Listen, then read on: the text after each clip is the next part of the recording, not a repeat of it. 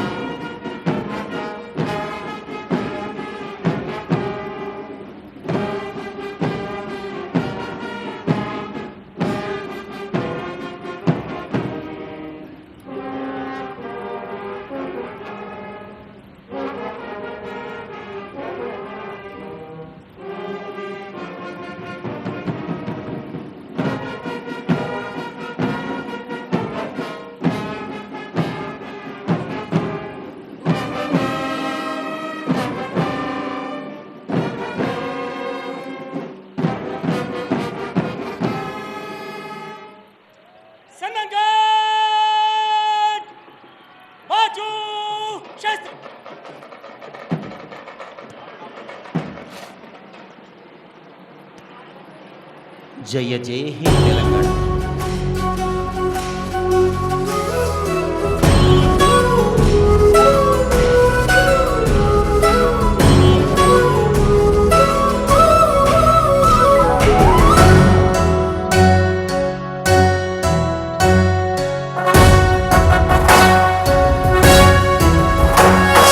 జయ జయ హే తెలంగాణ జననీ జయ కేతనం, ముక్కోటి గొంతుకలు ఒక్కటైన చేతనం, తరతరాల చరిత గల తల్లి నీరాజనం, పదపదాన నీ పిల్లలు ప్రణమిల్లిన శుభ తరుణం. జయ తెలంగాణ జయ జయ తెలంగాణ, జయ తెలంగాణ జయ జయ Telangana.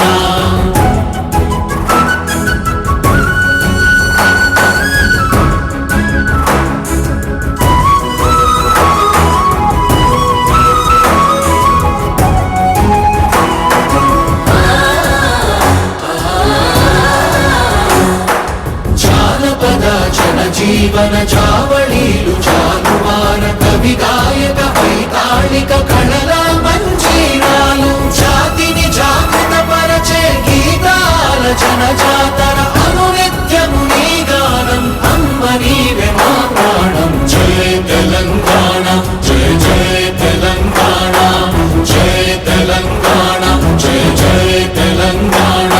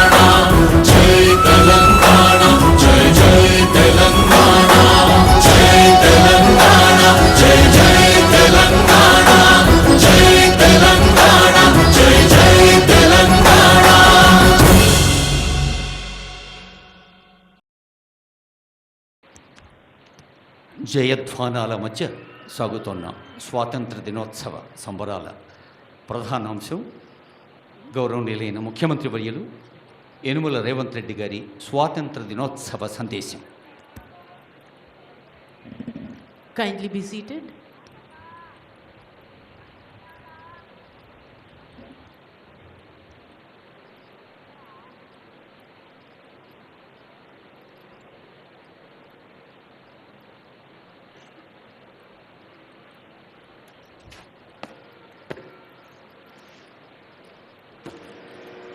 Sanagat! Nikatlan! Shal! Sanagat!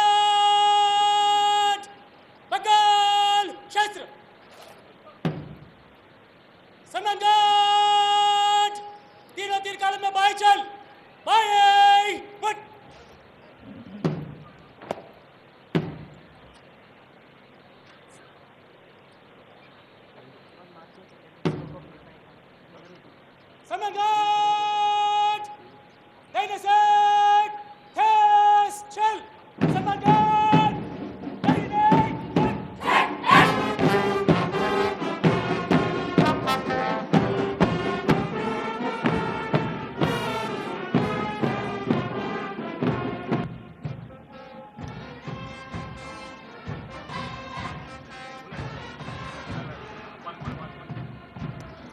గౌరవ వందన బృందానికి ధన్యవాదాలు, శుభాకాంక్షలతో అదిగో పాఠశాల విద్యాశాఖ, మైనారిటీ గురుకుల విద్యాలయాలు, ప్రభుత్వ బాలికోన్నత పాఠశాల గోల్కొండ విద్యార్థిని బృందం వేంచేస్తున్నారు ముద్దు ముద్దుగా. నేటి బాలలక్ష్ములే రేపటి మహాలక్ష్ములు.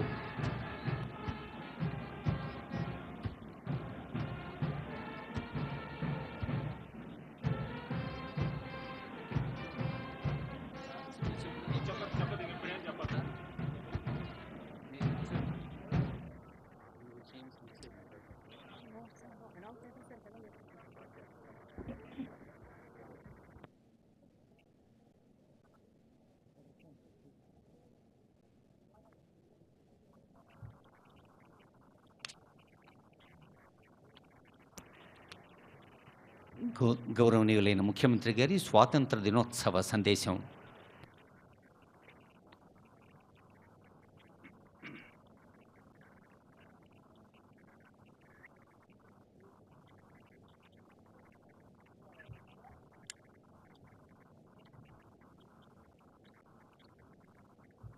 మిత్రులారా,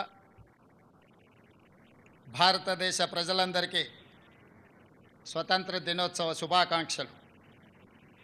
బ్రిటిష్ బానిస సంఖ్యలు తెంచి స్వేచ్ఛావాయువులు పీల్చుకునే ఈరోజు మనందరికీ పర్వదినం.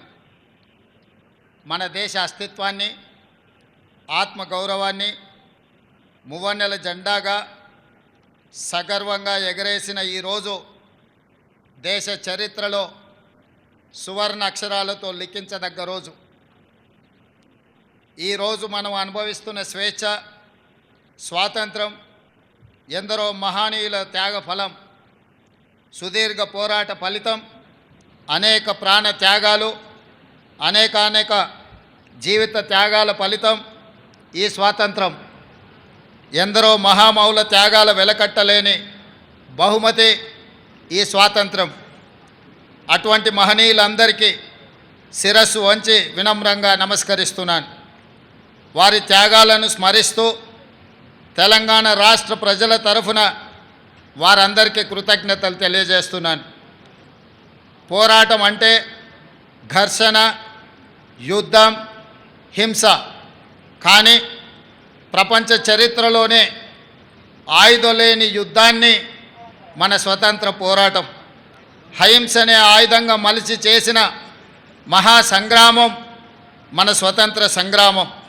అహింస అనే ఆయుధంతో ఇంత గొప్ప విజయాన్ని సాధించవచ్చు అని రుజువు చేసి ప్రపంచానికి సరికొత్త యుద్ధ తంత్రాన్ని చూపించిన దేశం మనది. ఆ ఘనత, ఆ కీర్తి జాతిపిత మహాత్మా గాంధీకి దక్కుతుంది. ఈ సందర్భంగా ఆ మహనీయుడి దార్శనికతకు శిరస్సు వంచి నమస్కరిస్తున్నాను. ఈ దేశానికి స్వతంత్రం సాధించడంలో గమ్యం చేరినట్టు కాదు. అప్పుడప్పుడే పురుడు పోసుకున్న ప్రజాస్వామ్య దేశం ఒకవైపు సవలాక్ష సమస్యలు, మరోవైపు దేశ విభజన గాయాలు, ఇంకోవైపు దేశ గుండెలపై సంస్థానాల కుప్పట్లు. ఈ పరిస్థితిలో ప్రజాస్వామ్య దేశంగా భారత్ నిలకుదొక్కుకోవడానికి బలమైన పునాదులు వేసి ఆధునిక భారతావనిగా అవతరించడానికి అవసరమైన ప్రణాళికలు రచించి కార్యాచరణ ప్రకటించి సగర్వంగా, సమున్నతంగా ఈ దేశాన్ని నిలబెట్టాల్సిన బృహత్తర బాధ్యత నాటి కాంగ్రెస్ పార్టీ నాయకత్వ భుజాలపై ఉండింది.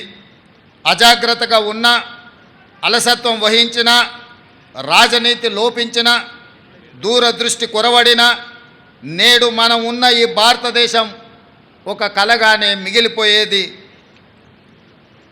శతాబ్దాల దోపిడీ, అణిచివేతల తరువాత స్వతంత్రానంతరం 1947లో అధికారం చేపట్టే నాటికి అంతా శూన్యం. చేతులు కాళ్ళు కూడదీసుకొని ఒక్కొక్క వ్యవస్థను ఏర్పాటు చేసుకొని పారదర్శక ప్రజాస్వామ్య పాలన అందించాల్సిన బాధ్యత నాటి నాయకత్వంపై పడింది. తొలి ప్రధాని పండిత్ జవహర్లాల్ నెహ్రూ వంటి గొప్ప మానవత్వవాది దార్శనికుడి కారణంగా భారతదేశం ఈనాడు ఒక వైభవోపేత వైజ్ఞానిక దేశంగా పారిశ్రామిక శక్తిగా ఎదగగలిగింది అని చెప్పక తప్పదు. పంచవర్ష ప్రణాళికలు రచించి ఈ దేశానికి వ్యవసాయ పారిశ్రామిక అభివృద్ధి అన్నవి రెండు కళ్ళు అని నమ్మి ఆ దిశగా తొలి అడుగులు వేయించిన దార్శనికుడు పండిట్ నెహ్రూ గారు. ఆయన ప్రారంభించిన సాగునీటి ప్రాజెక్టులను మనం ఈరోజు ఆధునిక దేవాలయాలుగా పిలుచుకుంటున్నాం.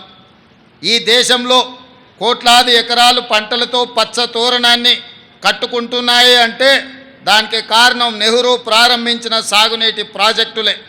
మన రాష్ట్రంలో నాగార్జున సాగర్, శ్రీశైలం, బాక్రానంగల్, శ్రీరామ్ సాగర్ లాంటి ప్రాజెక్టులు నెహ్రూ ప్రారంభిస్తే ఆ తర్వాత వాటిని పూర్తి చేసి కోట్లాది మంది రైతుల పొలాలకు సాగు జలాల పారించిన గొప్ప చరిత్ర స్వర్గీయ శ్రీమతి ఇందిరాగాంధీకి దక్కుతుంది.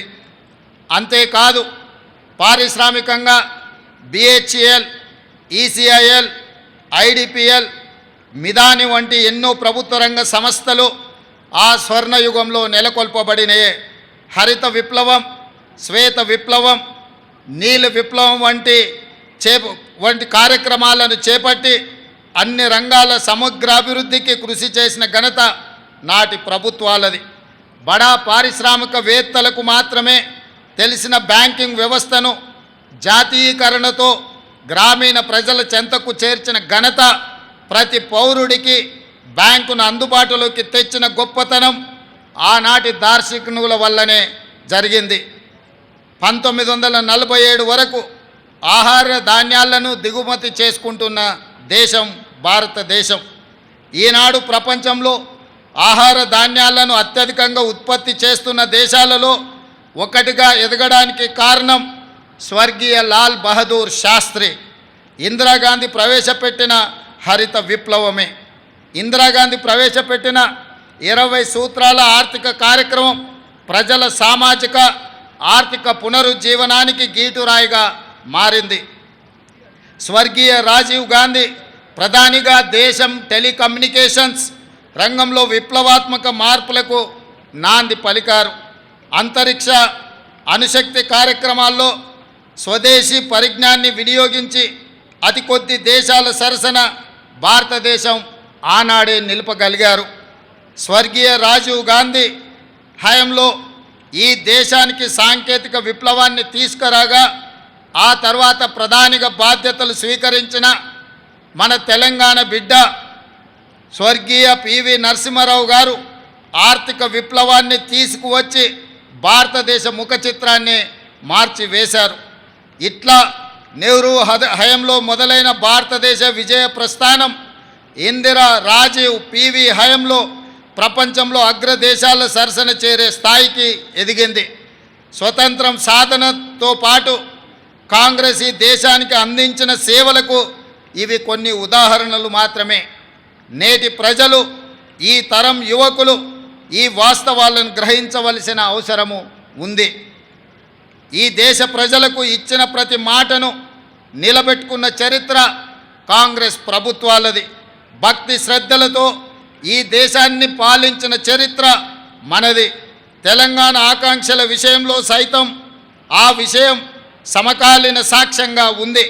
2004లో కరీంనగర్ వేదికగా తెలంగాణ ప్రజలకు శ్రీమతి సోనియా గాంధీ గారు మాట ఇచ్చారు. తెలంగాణ ప్రజల మనసు నాకు తెలుసు, వారి ఆకాంక్షలు నెరవేర్చే బాధ్యత తీసుకుంటానని వారు చెప్పారు. జూన్ 2, 2014 తెలంగాణ రాష్ట్ర ఆవిర్భావంతో ఆమె మాట ఇస్తే అది శిలాశాసనం అన్న విషయం మరోసారి రుజువైంది. మా సిద్ధాంతం గాంధీ సిద్ధాంతం, మా వాదం గాంధేయ వాదం. మహాత్ముడి దృష్టిలో స్వతంత్రం అంటే కేవలం రాజకీయ విమోచన మాత్రమే కాదు, ఆర్థిక, సామాజిక, సాంస్కృతిక పునరుజ్జీవనం. సమాజంలో అట్టడుగున ఉన్న అణగారిన వర్గాలకు స్వతంత్ర ఫలాలు అందినప్పుడే మనం సాధించిన స్వతంత్రానికి, మహనీయుల త్యాగాలకి అర్థం ఉంది. అన్ని వర్గాల సర్వతోముఖాభివృద్ధి జరిగినప్పుడే ఈ దేశ ప్రజాస్వామ్యానికి విలువ, గౌరవం పెరుగుతుంది. 4 కోట్ల ప్రజల ఆకాంక్ష, యువత బలిదానాలు, విద్యార్థుల పోరాటాల ఫలితంగా సాధించుకున్న తెలంగాణ రాష్ట్రంలో దశాబ్ద కాలం తర్వాత నిజమైన ప్రజాపాలన మొదలైంది.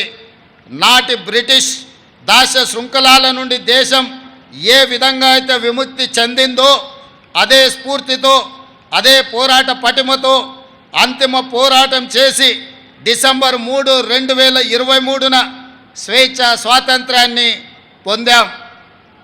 ఇప్పుడు రాష్ట్రంలో ప్రజల చేత, ప్రజల కొరకు, ప్రజలు ఎన్నుకున్న ప్రజాప్రభుత్వం కొలువై ఉంది. తొలిసారి రాష్ట్రంలో ప్రజాస్వామ్యబద్ధ పాలన జరుగుతూ ఉంది.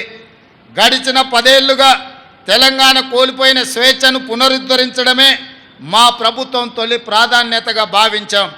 భౌతికంగా కంచెలు తొలగించడమే కాదు, మానసిక బానిసత్వ సంఖ్యలు తెంచేశాం. భౌతికంగా పాలకులు తప్పు చేస్తే నిలదీసే స్వేచ్ఛ ఈరోజు తెలంగాణలో ఉంది. పరిపాలనలో లోటుపాట్లు ఉంటే సూచనలు, సలహాలు స్వీకరించే సౌలభ్యం కల్పించాం. ప్రతి నిర్ణయంలో ప్రజాహితాన్ని చూస్తున్నాం. లోతైన సమీక్షలతో మంచి చెడులను విశ్లేషించి మెజారిటీ వర్గాల ప్రయోజనాలే ప్రామాణికంగా పాలన చేస్తున్నాం. ఇంతటి వ్యవస్థలో లోటుపాట్లు ఉండవచ్చు. మా నిర్ణయాలలో తప్పు జరిగితే సరిదిద్దుకుంటున్నాం. ఎవరైనా తప్పుడు ఆరోపణలు చేసినప్పటికీ సంవయనం పాటిస్తున్నాం. ఇది ప్రజాస్వామ్యం అన్న స్ఫూర్తితో పాలన చేస్తున్నాం. ఎన్నికల సందర్భంలోనే చెప్పాం, మేము అధికారంలో వస్తే రాష్ట్రంలో 7వ గ్యారంటీగా ప్రజాస్వామ్యాన్ని పునరుద్ధరిస్తామన్నాం. ఈరోజు అక్షరాల అది చేసి చూపిస్తున్నాం. ఇచ్చిన మాట ప్రకారం ప్రజాపాలన సాగిస్తున్నాం. ప్రజలందరికీ సామాజిక న్యాయం, సమాన అవకాశాలు కల్పించాలన్నది మా ప్రభుత్వం యొక్క లక్ష్యం. రాష్ట్ర ఆవిర్భావానికి దశాబ్ద కాలం పూర్తయిన సందర్భంగా ఇటీవలనే దశాబ్ది వేడుకలను ఘనంగా జరుపుకున్నాం. ఈ ఉత్సవాల సందర్భంగా అమరుల ఆశయాలు, ప్రజల ఆకాంక్షలు నెరవేర్చే దిశగా సాంస్కృతిక పునరుజ్జీవనం, ఆర్థిక పునరుజ్జీవనానికి సంబంధించి ప్రభుత్వం కీలక నిర్ణయాలు తీసుకుంది. తెలంగాణ సాధించుకొని దశాబ్ద కాలమైన రాష్ట్ర గీతం లేని పరిస్థితి మొన్నటి వరకు ఉన్నది. ప్రముఖ ప్రజాకవి అందరిశ్రీ రాసిన జయ జయ హే తెలంగాణ గీతాన్ని రాష్ట్ర గీతంగా ప్రకటించి ఆ లోటును భర్తీ చేశాం. తద్వారా సాంస్కృతిక పునరుజ్జీవనానికి నాంది పలికాం. తెలంగాణ రాష్ట్ర పేరును సూచించే సంక్షిప్త అక్షరాల విషయంలో టీఎస్ స్థానంలో టీజీని ప్రభుత్వం పునరుద్ధరించింది. ఇది ప్రజల యొక్క ఆకాంక్ష. మా ప్రభుత్వం అధికారం చేపట్టే నాటికి రాష్ట్ర ఆర్థిక వ్యవస్థ విధ్వంసమై ఉంది. గత 10 సంవత్సరాలలో తెలంగాణ రాష్ట్ర ప్రభుత్వ అప్పు దాదాపు 10 రెట్లు పెరిగింది. రాష్ట్ర ఆవిర్భావ సమయంలో 75,577 కోట్ల రూపాయల అప్పుగా ఉన్న గత ఏడాది డిసెంబర్ నాటికి దాదాపు 7 లక్షల కోట్ల రూపాయలకు చేరింది. దీనిపై శ్వేతపత్రం కూడా విడుదల చేశాం. దయానీయ స్థితిలో ఉన్న రాష్ట్ర ఆర్థిక వ్యవస్థకు స్వస్థత చేకూర్చడం కోసం ఆర్థిక పునరుజ్జీవనం అవసరమని భావించాం. ఆ దిశగా రాష్ట్ర అప్పులను రీస్ట్రక్చర్ చేయించే ప్రయత్నంలో ఉన్నాం. ఇటీవల అమెరికా పర్యటనలో ప్రపంచ బ్యాంకు అధ్యక్షుడితో సమావేశమయ్యాం. తక్కువ వడ్డీలతో రాష్ట్ర అభివృద్ధికి అవసరమైన నిధులు సమకూర్చుకునే అంశంపై మా మధ్య సానుకూల చర్చలు జరిగాయని చెప్పుకోవడానికి సంతోషిస్తున్నాను. గతంలో మాదిరిగా అధిక వడ్డీలతో అప్పులు తెచ్చి రాష్ట్ర ప్రజల నెత్తిన మోయలేని భారం మోపే పనులను మేము చేయబోము. ఆర్థిక అవరోధాలు ఉన్న ప్రతి ఇంట సౌభాగ్యాన్ని నింపాలనే మహాసంకల్పంతో రూపొందించిన అభయ హస్తం హామీలన్నీ తూచా తప్పకుండా అమలు చేసే ప్రయత్నం చేస్తున్నాం. ప్రభుత్వంలో మేము కుదురుకోకముందే, ఆర్థిక పరిస్థితిని అంచనా వేసుకోకముందే హామీ ఇచ్చిన 6 గ్యారంటీలలో 2 గ్యారంటీల అమలును ప్రారంభించిన ఘనత ఈ ప్రజా ప్రభుత్వానిది. బాధ్యతలు స్వీకరించిన 48 గంటల్లోనే 2 గ్యారంటీలను అమలు ప్రారంభించి చరిత్ర సృష్టించాం. ఆడబిడ్డలకు తొలి ప్రాధాన్యత ఇస్తూ ఆర్టీసీలో ఉచిత ప్రయాణ సౌకర్యాన్ని కల్పించాం. ఈ పథకం ద్వారా జూలై ఆఖరు నాటికి మహిళలకు 2,351 కోట్ల రూపాయలు ఆదా చేయగలిగామని సగర్వంగా చెప్పగలను. రాష్ట్రంలో వైద్యం అందక ఏ ఒక్క ప్రాణాలు పోకూడదన్నది మా ప్రభుత్వ ఆశయం. ఈ రాష్ట్రంలో నిరుపేదల సైతం కార్పొరేట్ ఆసుపత్రికి వెళ్ళి ఖరీదైన వైద్యాన్ని పొందాలన్న లక్ష్యంతో ప్రజాప్రభుత్వం అధికారంలోకి రాగానే ఆరోగ్యశ్రీకి పూర్వ వైభవాన్ని తెచ్చే ప్రయత్నం మేము చేశాము. గతంలో కాంగ్రెస్ ప్రభుత్వమే ఈ పథకాన్ని ప్రవేశపెట్టింది. దీనిని మరింత పటిష్టంగా అమలు పరిచేందుకు ఆరోగ్యశ్రీ కింద ఉచితంగా అందించే వైద్య చికిత్సల పరిమితిని 5 లక్షల నుండి 10 లక్షల రూపాయలకు పెంచాం. కొత్తగా 163 చికిత్సలను ఈ పథకంలో చేర్చాం. మొత్తం 1835 చికిత్సలకు 10 లక్షల రూపాయల వరకు ఉచిత వైద్యం అందుతుంది. ఆరోగ్యశ్రీ ప్యాకేజీల ధరలను 20% పెంచాం. అవయవ మార్పిడి సహా ఆధునిక చికిత్సలను అందుబాటులోకి తీసుకువచ్చాం. రేషన్ కార్డుతో సంబంధం లేకుండా ఆరోగ్యశ్రీ పథకం అమలు చేయాలని మా ప్రభుత్వం నిర్ణయించింది. ప్రభుత్వ ఆసుపత్రులను ఆధునీకరించి విస్తృత వైద్య సేవలు అందించేందుకు ప్రభుత్వం కృత నిశ్చయంతో ఉంది. రాష్ట్రంలో ప్రతి ఒక్కరికి ప్రత్యేక గుర్తింపు సంఖ్య గల డిజిటల్ హెల్త్ ప్రొఫైల్ కార్డు జారీ చేసే విధానాన్ని త్వరలో ప్రారంభిస్తాం. పౌరుల ఆరోగ్య సంబంధిత సమాచారం ఒకే చోట అందుబాటులో ఉండి సులభంగా రోగ నిర్ధారణ, సత్వర చికిత్సకు వీలు కల్పించేందుకు ఈ ఆలోచన చేస్తున్నాం. ఆడబిడ్డల కన్నీళ్లు తుడవాలన్న లక్ష్యంతో ప్రారంభించిందే మహాలక్ష్మి పథకంలోని మరో పథకం. 500 రూపాయలకే వంట గ్యాస్ ఇవ్వాలన్న ఆలోచన.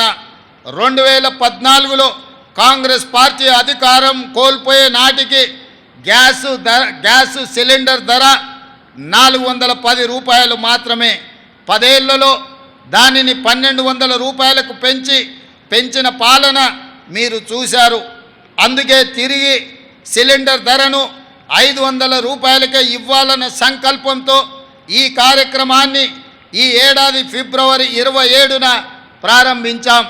40 లక్షల మంది లబ్ధిదారులతో మొదలైన ఈ పథకం ప్రస్తుతం 43 లక్షల మందికి లబ్ధి చేకూర్చుతుంది. సబ్సిడీ కింద లబ్ధిదారులు ఉపయోగించిన 61,77,933 సిలిండర్లకు గాను 204 కోట్ల రూపాయలను ప్రజాప్రభుత్వం చెల్లించింది.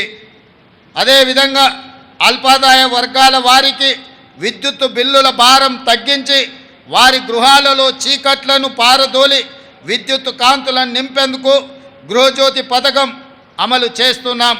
200 యూనిట్ల కంటే తక్కువ విద్యుత్ వాడే ప్రతి ఇంటికి ఉచిత వెలుగులు పంచుతున్నాం. ఈ పథకాన్ని 2024లో ప్రారంభించాం. ప్రజాపాలన సేవా కేంద్రాల ద్వారా దరఖాస్తులు స్వీకరించి అర్హులైన వారందరికీ ఈ పథకం వర్తింపచేస్తున్నాం. ప్రస్తుతం 46,19,236 మంది లబ్ధిదారులకు ఈ పథకం ద్వారా లబ్ధి పొందుతున్నారు.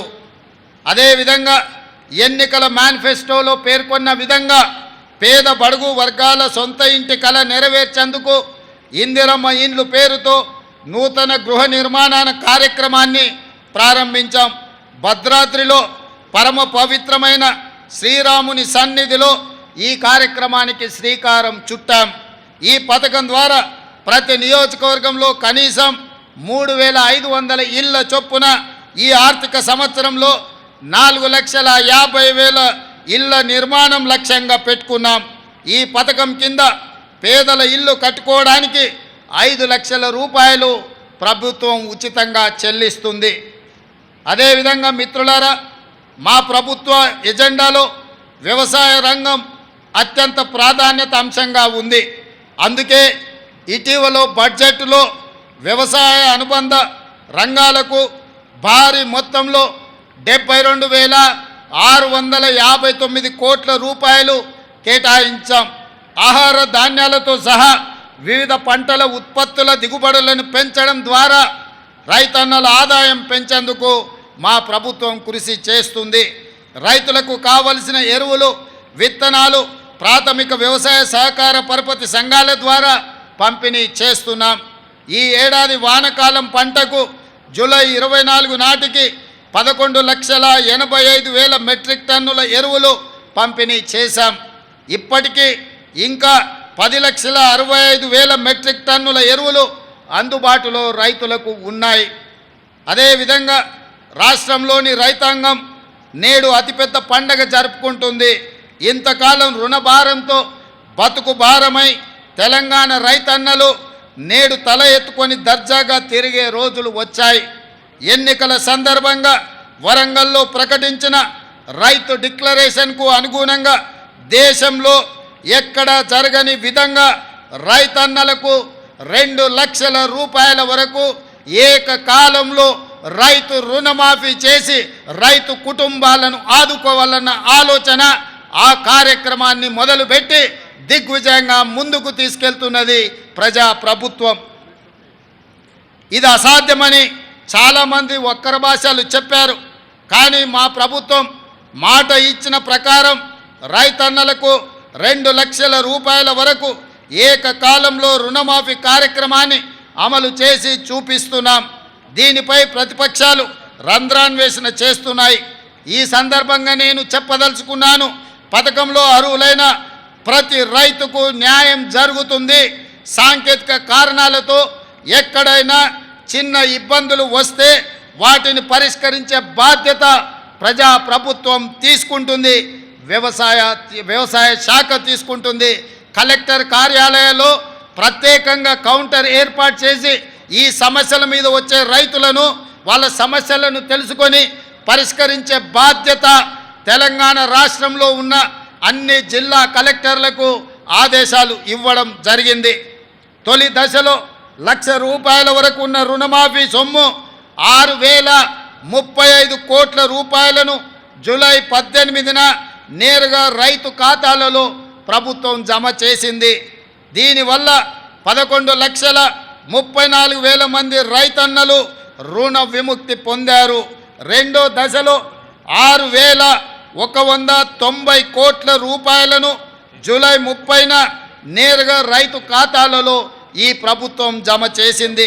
దీనివల్ల 6,40,823 మంది రైతన్నలు రుణ విముక్తి పొందారు. కాగా 2 లక్షల రూపాయల వరకు గల రుణాలను ఈరోజు మాఫీ చేసుకోవడం ద్వారా ఒక అద్భుత ఘట్టాన్ని మనం ఆవిష్కరించుకోబోతున్నాం. దేశానికి స్వతంత్రం వచ్చిన రోజే తెలంగాణ రైతుకు ఆర్థిక స్వతంత్రం వచ్చిందని ఘనంగా చెప్పుకునే రోజు ఈ రోజు. ఈ కార్యక్రమంతో మా జన్మ ధన్యమైందని మేము భావిస్తున్నాం. ఎందుకంటే దేశానికి పట్టెడు అన్నం పెట్టే అన్నదాత సుఖ సంతోషాలతో ఉంటే దేశం సుభిక్షంగా ఉంటుందని మేము ప్రగాఢంగా విశ్వసిస్తున్నాం.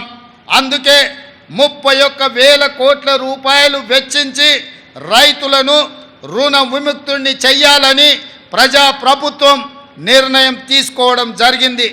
రైతు బాగుంటేనే రాష్ట్రం బాగుంటుందని విశ్వసించే ప్రభుత్వం మాది. అర్హులైన రైతులందరికీ రైతు భరోసా పథకాన్ని ఎకరానికి 15,000 రూపాయల చొప్పున అందించాలన్నది మా ప్రభుత్వం యొక్క సంకల్పం. గతంలో అమలు జరిగిన రైతు బంధు పథకం కింద ఎకరాకు ప్రతి సంవత్సరానికి 10,000 రూపాయలు మాత్రమే ఇచ్చారు. అది కూడా అనర్హులకు, సాగులో లేని భూమి యజమానులకు, రియల్ ఎస్టేట్ వ్యాపారులకు కూడా లబ్ధి చేశారు. దీనివల్ల ప్రభుత్వ ధనం దుర్వినియోగం కావడమే తప్ప రైతు ప్రయోజనాలు నెరవేరలేదు. మా ప్రభుత్వం రైతు భరోసా పథకాన్ని సక్రమంగా అమలు చేయాలన్న లక్ష్యంతో విధి విధానాలను రూపొందిస్తుంది. దీనికోసం ప్రభుత్వం మంత్రివర్గ ఉపసంఘాన్ని నియమించింది. ఈ ఉపసంఘం రాష్ట్ర వ్యాప్తంగా పర్యటించి రైతులు, రైతు కూలీ సంఘాలు, అదేవిధంగా మేధావుల నుంచి అభిప్రాయాలను సేకరించింది. వాటిని పరిగణలోకి తీసుకొని విధి విధానాలు రూపొందించి త్వరలో రైతు భరోసా పథకాన్ని ప్రారంభించుకోబోతున్నామని తెలియజేయడానికి నేను చాలా సంతోషిస్తున్నాను. మన రాష్ట్రంలో వరి సాగు చాలా విస్తీర్ణంగా జరుగుతుంది. కానీ పండిన పంటకు సరైన గిట్టుబాటు ధర రాక రైతన్నలు తీవ్రంగా నష్టపోతున్నారు. రాష్ట్రంలో సన్న రకం వరి ధాన్యం సాగును ప్రోత్సహించేందుకు క్వింటాలుకు 500 రూపాయల బోనస్ చెల్లించాలని నిర్ణయించాం.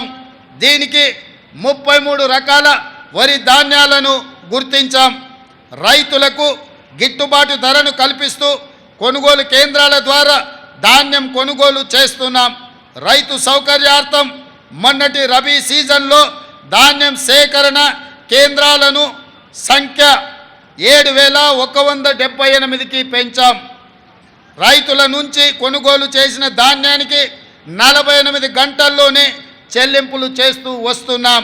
వ్యవసాయానికి 24 గంటల ఉచిత విద్యుత్తును అందిస్తున్నాం. నకిలీ విత్తనాల అక్రమార్కులపై మా ప్రభుత్వం ఉక్కు పాదంతో అణిచివేస్తుంది. అదేవిధంగా రైతులకు పంటల బీమా పథకం వర్తింపజేయడానికి ఈ సంవత్సరం నుంచి ఫసల్ బీమా యోజన పథకంలో చేరాలని నిర్ణయించాం. ఈ పథకం కింద రైతుల తరఫున బీమా ప్రీమియాన్ని ప్రభుత్వమే చెల్లిస్తుంది. రైతులకు పైసా ఖర్చు లేకుండా పంటలకు పూర్తి భద్రత కలుగుతుంది. ఈ పథకం ద్వారా రైతులకు ఆధునిక సాంకేతిక విధానాలు, పంటల దిగుబడికి సంబంధించిన శాస్త్రీయ పద్ధతులు తెలియజేయడానికి రైతు నేస్తం కార్యక్రమాన్ని మా ప్రభుత్వం ప్రారంభించింది. ఉద్యాన పంటల సాగు, ఆయిల్ ఫామ్ సాగుకి ప్రభుత్వం ప్రోత్సాహకాలు అందిస్తుంది. అదేవిధంగా భూమి లేని రైతు కూలీలు దుర్భర జీవితాలు గడుపుతున్నారు. రోజు కూలీ చేసుకుంటూ కూలీ దొరకని నాడు కుటుంబాలను పోషించలేక ఇబ్బందులు పడుతున్నారు.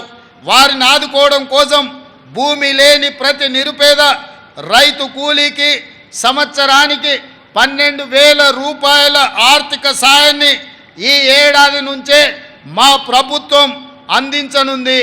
ఇది చాలా సంతోషకరమైన సందర్భం.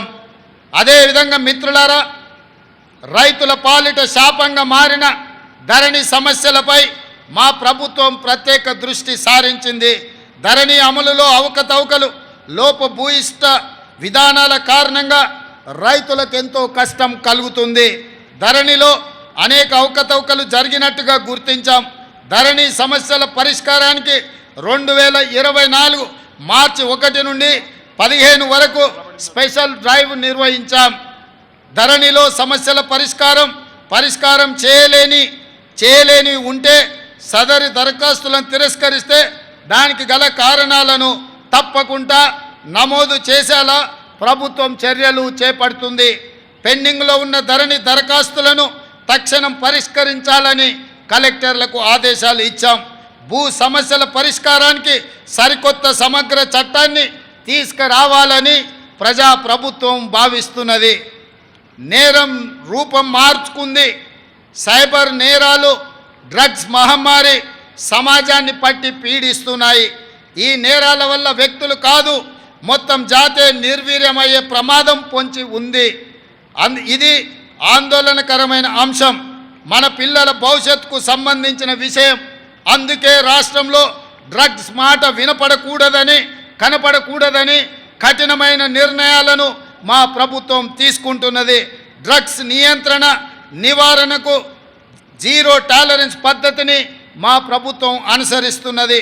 తెలంగాణ మాదక ద్రవ్య నిరోధక సంస్థ టీజీ న్యాప్ బలోపేతం చేశాం.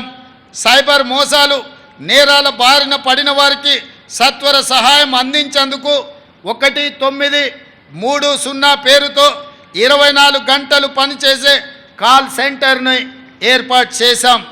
రాష్ట్రంలో విద్యా వ్యవస్థను మెరుగుపరచడానికి త్వరలో విద్యా కమిషన్ను ఏర్పాటు చేయాలని మా ప్రభుత్వం నిర్ణయించింది. అంగన్వాడీలను ప్రీ ప్రైమరీ స్కూల్స్గా మార్చబోతున్నాం. ప్రాథమిక పాఠశాలలు మొదలు విశ్వవిద్యాలయాల వరకు నాణ్యమైన విద్యా బోధన, నైపుణ్య శిక్షణ, ఉపాధి కల్పనకు ఒక మిషన్ మోడ్లో పని చేయాలని మా ప్రభుత్వం నిర్ణయించింది.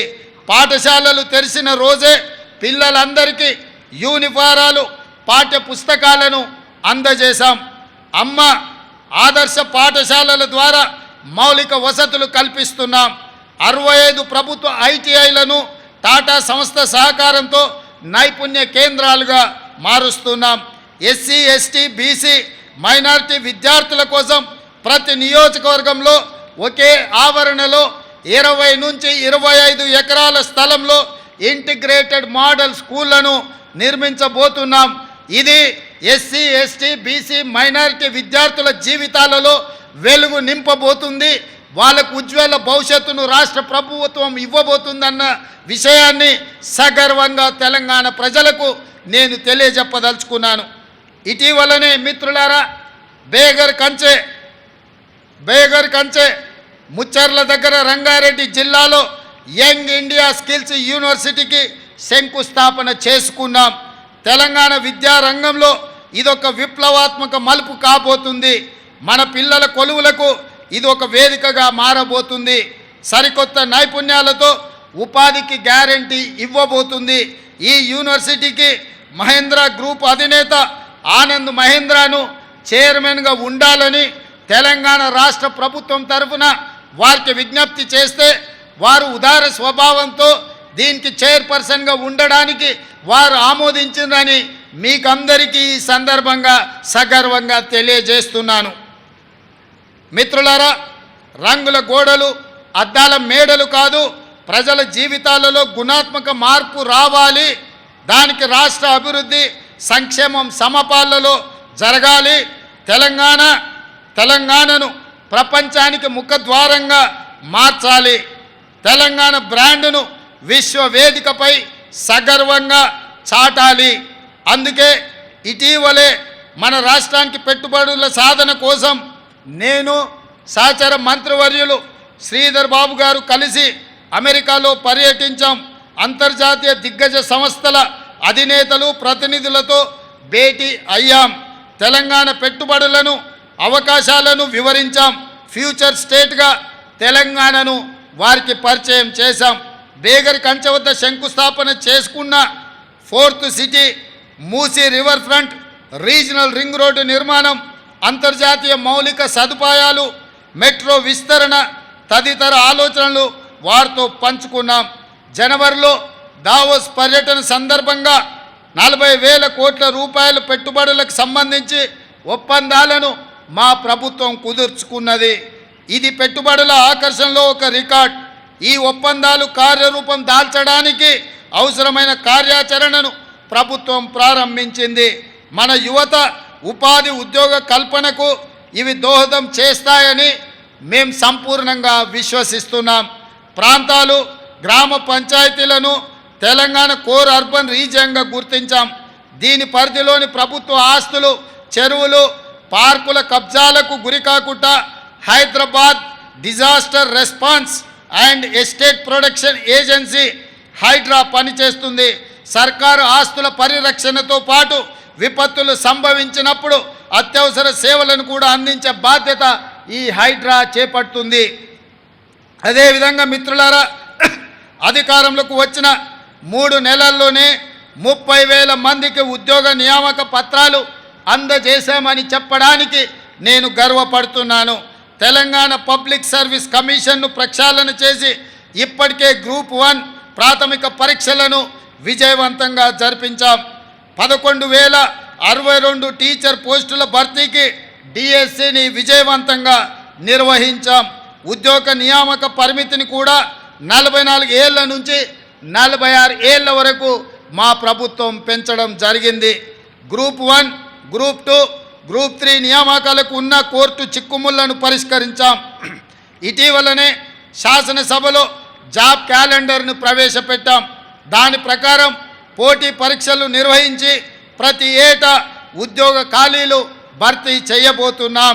రాష్ట్రంలో నిరుద్యోగ యువతకు నేను హామీ ఇస్తున్నా, మీ సమస్యలు ఏమైనా ఉంటే ప్రభుత్వం దృష్టికి తీసుకురండి, వాటిని పరిష్కరించే బాధ్యత మేము తీసుకుంటాం. చెప్పుడు మాటలు విని మీ భవిష్యత్తును చెడగొట్టుకోవద్దు. ఎవరు ఉద్యోగాల కోసమో మీ జీవితాలను బలి చేసుకోవద్దు. ఇప్పటికే గడిచిన 10 ఏళ్లుగా మీరు చాలా నష్టపోయారు. పెద్దన్నగా మీకు అండగా నేను ఉంటా. సింగరేణి సహకారంతో రాజీవ్ గాంధీ సివిల్స్ అభయహస్తం కింద సివిల్స్లో ప్రాథమిక పరీక్షను విజయవంతంగా పూర్తి చేసిన అర్హులైన తెలంగాణ యువతకు ₹1,00,000 వంతున ఆర్థిక సహాయం అందించాలని మా ప్రభుత్వం నిర్ణయించింది.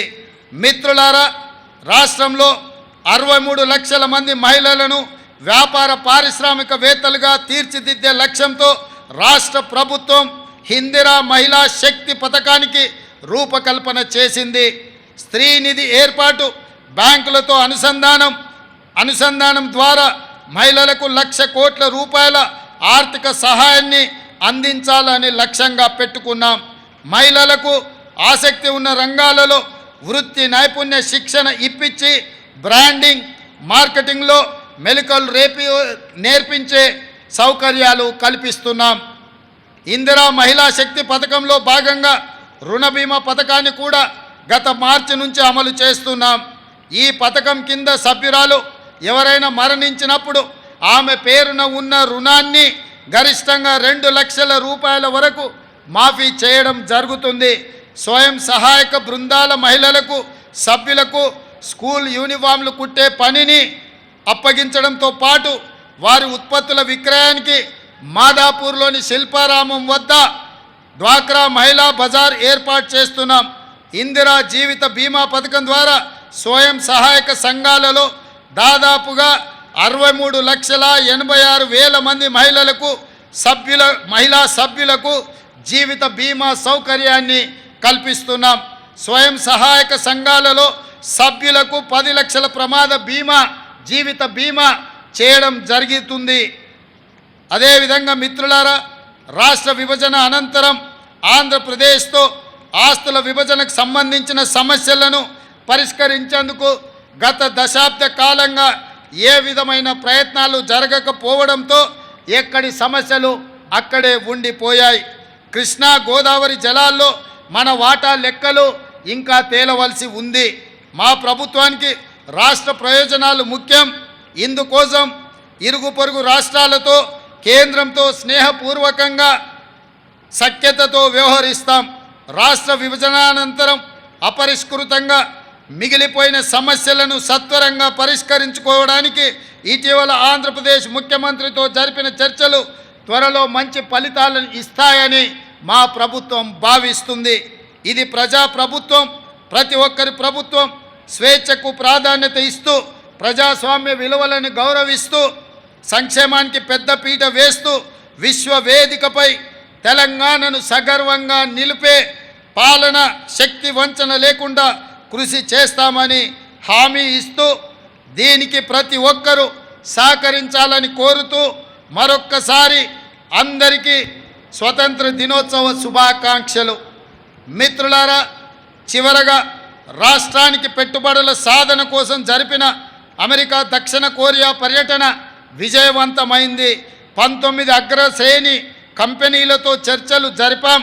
31,532 కోట్ల రూపాయల పెట్టుబడుల ఒప్పందాలు జరిగాయి. తద్వారా 30,750 మందికి నేరుగా ఉద్యోగ అవకాశాలు లభించే అవకాశం ఉంది. తెలంగాణను ఫ్యూచర్ సిటీగా ప్రపంచానికి పర్యటన ద్వారా పరిచయం చేశాము. ఇదొక గొప్ప ముందడుగు. భవిష్యత్తులో తెలంగాణ మరిన్ని ఉన్నత శిఖరాలను చేరుతుందని రైతులు, యువత, మహిళలు, వృద్ధులు, ఉద్యోగులు, వ్యాపారులు సకల జనులతో సుఖశాంతులతో శోభిల్లే తెలంగాణగా మార్చేందుకు ప్రభుత్వం పాలన అందిస్తుందని హామీ ఇస్తూ మీ అందరికీ స్వతంత్ర దినోత్సవ శుభాకాంక్షలు, ధన్యవాదాలు తెలియజేస్తున్నాను. జై తెలంగాణ. His